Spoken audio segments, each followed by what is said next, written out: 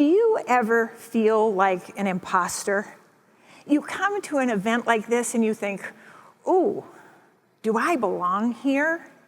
And logically, you know you're educated, you're accomplished, and you deserve to be here. But on the inside you're thinking, if they really knew me, would I have a seat at the table? So I know that there are some of you out there like me who struggle with comparison, and it's caused you to hesitate and to play a smaller game. Eleanor Roosevelt has this great quote, and she said, "No one can make you feel inferior without your consent."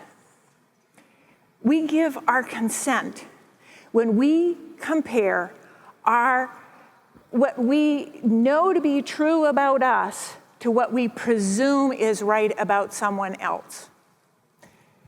We give our consent when we compare our behind the scenes with someone else's highlight reels. We give our consent when we compare our beginning with someone else's senior successes. Now, I remember when I let go of feeling like an imposter.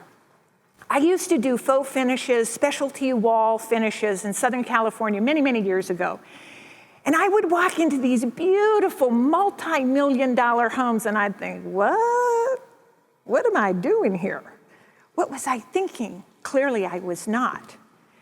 And who am I to be able to create beauty at this level? So it wasn't until I realized what my strengths were and my purpose that I understood that no one could touch me as an artist. Now you're thinking, wow, that sounds a little arrogant. No, it's confidence, an inner knowing of what I bring to the table, what my style is and what my calling is. So let me share with you some of the stuff I share with the clients I work with now, so that you too can drop comparison like a hot potato, that you can stand in with what's right with you, and you can live the life that you intend. I'm going to give you 3 tips. The first one is self-compassion. You are so hard, and I am so hard on myself. We need to give each other grace and ourselves grace. You know, I think that we need to get rid of, I need to fix myself. You don't need to be fixed. You're marvelous just the way you are.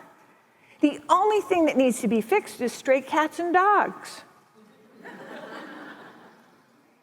What is it that is important to you? And stay true to that. Don't waver. The second tip is control social media. Turn off the notifications on your cell phone. And that'll keep you from binging on social media all day long. Think of the work you'll get done. The other one, and this is radical, is don't look at your social media over the weekend. Wow. Those blogs, those newsletters, those apps that make you feel less than, and they rob your joy, delete them. The third tip is get into action. Nothing feels better than getting the work done. Constructive action consistently. So you see, comparison is a setup.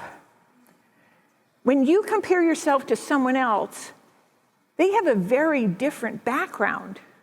They have different strengths, they have different calling, they have different people, they have a different passion than yours. It's like comparing apples to oranges.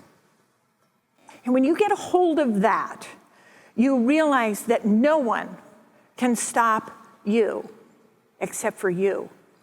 Decide today to be unstoppable.